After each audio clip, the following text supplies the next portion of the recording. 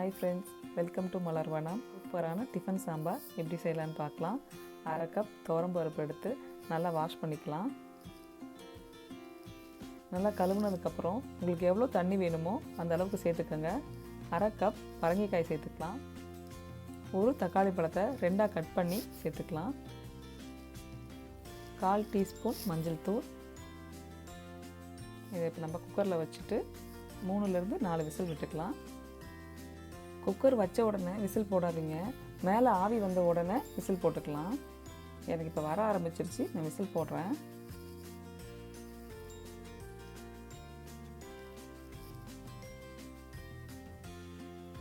தண்ணி கரெக்டாக வச்சிட்டிங்க அப்படின்னா குக்கருக்கு மேலே வராது. நம்ம சாம்பார் ரெடி பண்ணலாம்.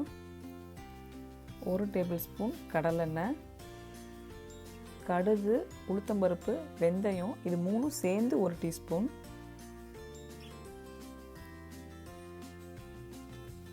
கடுகு நல்லா பொரிஞ்ச உடனே 1/4 டீஸ்பூன் ஜீரகம். ஜீரகம் நல்லா பொரிஞ்ச உடனே 1/2 கப் சின்ன வெங்காயம் சேர்த்துக்கலாம். சாம்பாருக்கு சின்ன வெங்காயம் ஒரு நல்ல டேஸ்ட் கொடுக்கும். முடிஞ்ச வரைக்கும் சின்ன வெங்காயம் சேர்த்துக்கலாம். வெங்காயம் ரொம்ப வதங்கணும்னு அவசியம் இல்லை, லைட்டாக அந்த கலர் மாறினா போதும். ஒரு பச்சை மிளகாய் சேர்த்துக்கலாம். பச்சை மிளகாய் சாம்பாருக்கு ஒரு நல்ல வாசம் கொடுக்கும். வீட்டில் அரைச்ச மிளகாய்த்தூள் 2 டேபிள் ஸ்பூன். மிளகாய்த்தூளை நல்லா பரட்டி விடலாம். மிளகாய்த்தூள் போட்டுட்டு ரொம்ப நேரம் வதக்காதீங்க, சாம்பாரோட கலர் மாறிடும். ஒரு 1 நிமிஷம் இருந்துச்சுன்னா போதும். 1 நிமிஷத்துக்கு அப்புறம் தண்ணி சேர்த்துக்கலாம். எனக்கு 1/2 கப் தேவைப்பட்டுச்சு. உங்களுக்கு எவ்வளோ தண்ணி வேணுமோ இப்போயே சேர்த்துருங்க.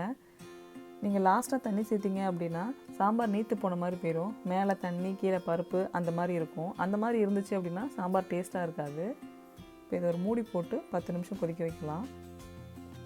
பருப்பை ரெடி பண்ணிடலாம்.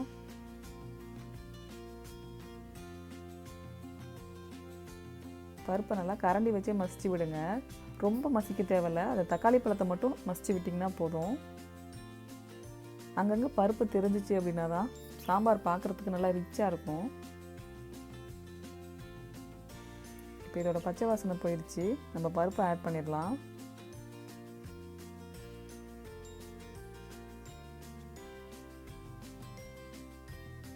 பருப்பு ஆட் பண்ணதுக்கப்புறம் நல்லா கிளறி விடுங்க. இப்போ வேணால் நீங்கள் செக் பண்ணிக்கலாம். ஒருவேளை உங்களுக்கு தண்ணி பத்தலை அப்படின்னா சுடு தண்ணி இப்போ நீங்கள் சேர்த்துக்கலாம்.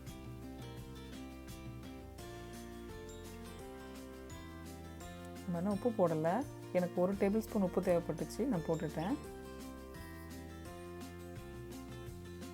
மூடி போட்டு கொதிக்கட்டும். நம்மளோட சாம்பார் முக்கால்வாசி ரெடி ஆகிடுச்சு. இப்போ கருவேப்பிலை பிச்சு போட்டுக்கலாம். எப்பயுமே கருவேப்பிலையை லாஸ்ட்டாக போடுங்க. கருவேப்பிலை போட்டு 2 நிமிஷத்துக்கு அப்புறம் கொத்தமல்லி இலையை சேர்த்துக்கலாம். கொத்தமல்லி இலை போட்டுட்டு சாம்பாரை மூடி வைக்காதீங்க. மூடி வச்சிங்க அப்படின்னா அந்த கொத்தமல்லி கலர் மாறிடும். முடிஞ்ச வரைக்கும் சாம்பாருக்கு வீட்டில் அரைக்கிற மசாலா பயன்படுத்துங்க. அப்போ தான் சாம்பார் இன்னும் டேஸ்ட்டாக இருக்கும். நம்மளோட சாம்பார் ரெடி ஆகிடுச்சு. நம்ம இப்போ பரிமாற ஆரம்பிச்சிடலாம். இந்த வீடியோ உங்களுக்கு பிடிச்சிருந்துச்சி அப்படின்னா லைக் பண்ணுங்கள், ஷேர் பண்ணுங்கள், மறக்காமல் கமெண்ட் பண்ணுங்கள், நம்ம சேனலை சப்ஸ்கிரைப் பண்ணுங்கள். பாய்.